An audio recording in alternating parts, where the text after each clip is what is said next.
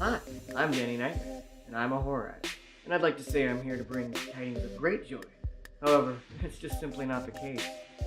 Good tidings is more like a coal in your sock.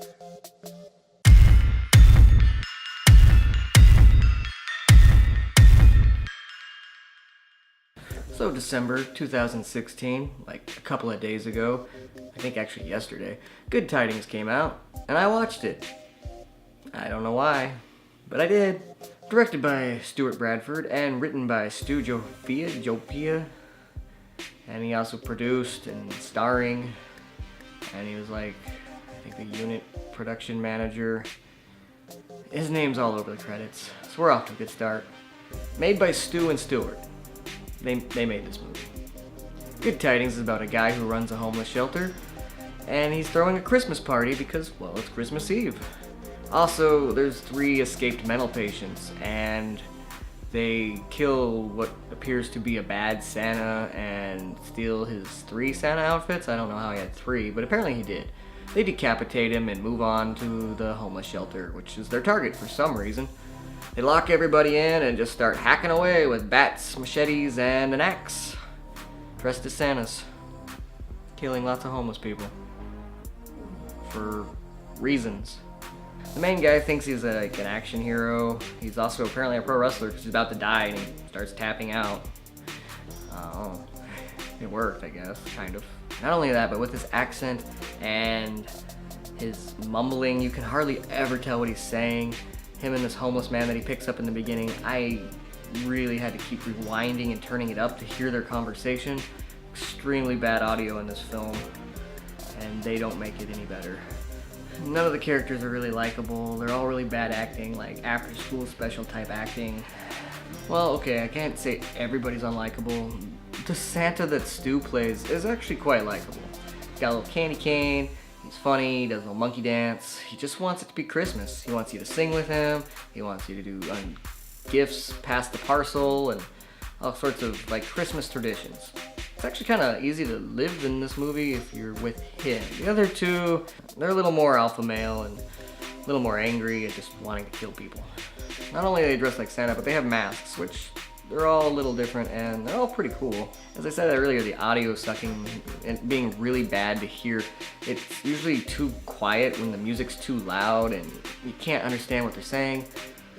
The white balance is a bit off, a bit, and the score itself, I don't know. They got some weird Damien music that just doesn't really fit the Christmas mood, but I don't know. It's an interesting choice, I suppose.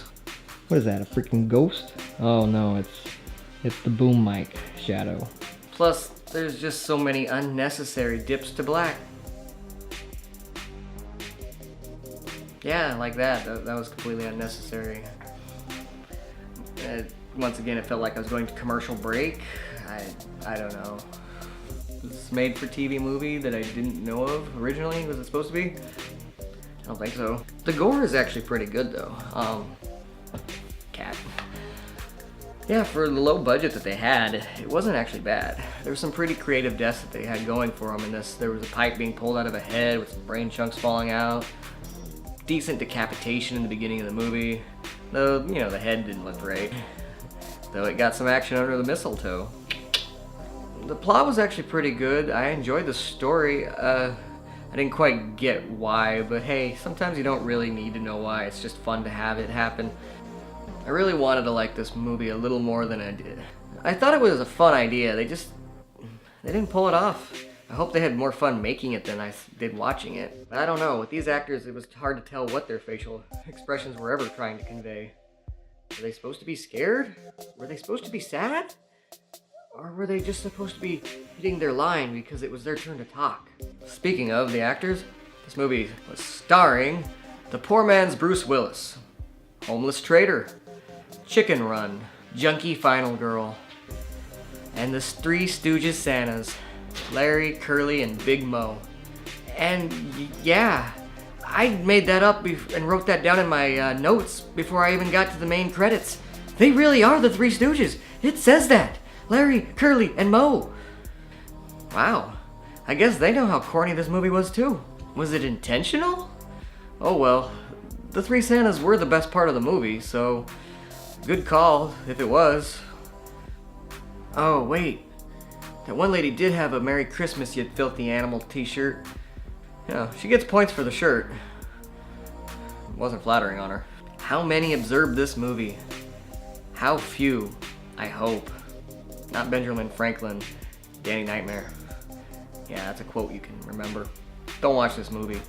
Unless you were bad for this year, then... And seeing how shitty 2016 was, I think a lot of you were bad. So you know what? You should go out there and watch this movie. You deserve to be punished. Oh yeah, and special thanks to Amanda Robert Shaw. Special thanks. Is there an accent in the credits too? You couldn't even spell special right? Oh, Merry Christmas, you filthy animal.